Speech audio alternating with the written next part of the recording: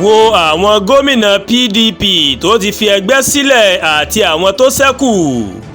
Ìjì líle tó ń dààmú ẹgbẹ́ òṣèlú PDP èyí tó mú àwọn ọmọ ẹgbẹ́ náà kúrò níbẹ̀ lọ́kọ̀ọ̀kan èjèèjì kò mọ̀ tí ì dúró rárá o, ní í ṣe ló máa ń peléke sí i.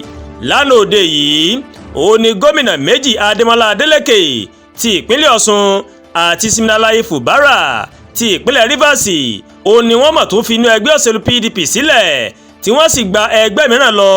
Ẹgbẹ́ Accord òun ni Adémọ́lá Adélékè máa darapọ̀ mọ́ ní tiẹ̀, bó tilẹ̀ jẹ́ pé ṣáájú ló ti ń sọ wípé òun kò ní fi PDP sílẹ̀, wípé ọmọ ẹgbẹ́ alábùradà lòun tọkàntọkàn. Ṣùgbọ́n lánàá Adélékè máa kéde pé òun kò ṣe PDP mọ́, Accord lòun yóò ti díje fún sáà kejì. Ó ní rògbòdìyàn tó ń ṣẹlẹ̀ ní ẹ̀ka àpapọ̀ PDP ìmọ̀ ló máa mú òun láti fi ẹgbẹ́ wọn sílẹ̀. Fubara ní tiẹ̀ ó darapọ̀ mọ́ ẹgbẹ́ òṣèlú APC, ó sì ṣàlàyé pé òun ti gba àṣẹ láti kúrò nínú ẹgbẹ́ PDP.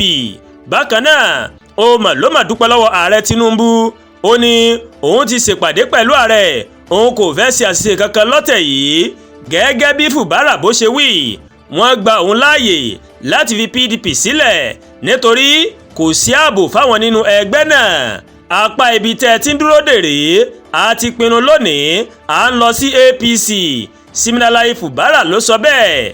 Púpọ̀ nínú àwọn gómìnà tó fi ẹgbẹ́ tó gbé wọn dépò sílẹ̀ náà ó mà ló máa ṣàlàyé pé àwọn fẹ́ bá ìjọba àpapọ̀ fọwọ́sowọ́pọ̀ ni, yàtọ̀ sí Fubara àti Adélékè tó tún ṣẹ̀ṣẹ̀ kúrò ní PDP. Èyí ni àwọn gómìnà mìíràn tí wọ́n tún ti fi ẹgbẹ́ alábùradà sílẹ̀. Lára àwọn ìpínlẹ̀ tí gómìnà wọn ti kúrò nínú ẹgbẹ́ PDP ní ìpínlẹ̀ ti Enugu. Peter Mbah òun ni gómìnà ìpínlẹ̀ Enugu. Ọjọ́ 14 oṣù kẹwàá ó mà ló mà kéde pé òun ti fi PDP sílẹ̀, ó gba APC lọ. Mbah mà sọ wípé òun fẹ́ kí àjọṣepọ̀ kó wà láàrin ìjọba òun àti àwọn ẹkùn gúúsù. Kódà ó kó àwọn alága ìjọba ìbílẹ̀ àtàwọn olóṣèlú ńláńlá ní ìpínlẹ̀ náà, ó kó wọn lọ sínú ẹgbẹ́ òṣèlú APC. Ní ìpínlẹ̀ ti Bayelsa tiẹ̀, Doye Diri òun ni gómìnà ìpínlẹ̀ Bayelsa. Oṣù kọkànlá ó mà ló mà kéde pé òun náà ti yàgò fún ẹgbẹ́ òṣèlú PDP. Ọmọ ilé ìgbìmọ̀ asòfin 23 òun ló kó wọnú ẹgbẹ́ òṣèlú APC. Ní ìpínlẹ̀ di Delta, Sheriff Obervuori òun ni gómìnà ìpínlẹ̀ Delta. Ọjọ́ 23 oṣù kẹrin ó mà ló mà fi ẹgbẹ́ òṣèlú PDP sílẹ̀ lọ sínú ẹgbẹ́ òṣèlú APC. Ní ìpínlẹ̀ ti Akwa Ibom, gómìnà Umoheno ti ìpínlẹ̀ ti Akwa Ibom ó mà ló mà kéde pé òun ti fi PDP sílẹ̀ ní ọjọ́ 6 oṣù kẹfà ọdún 2025.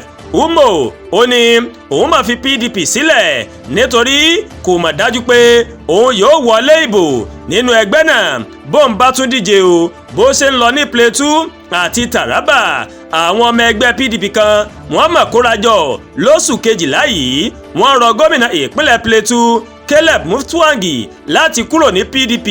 Wọ́n ní kó lọ darapọ̀ mọ́ APC.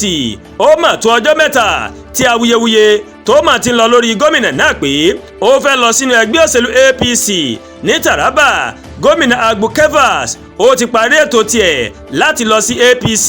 Àwọn ọmọ tí wọ́n jí gbé nílé ẹ̀kọ́ ní ìpínlẹ̀ ti Kebbi ńlá mọ̀ gbọ́ pé ó mà dá lọ́wọ́ kọ́ o tí kò fi wọ APC mọ́.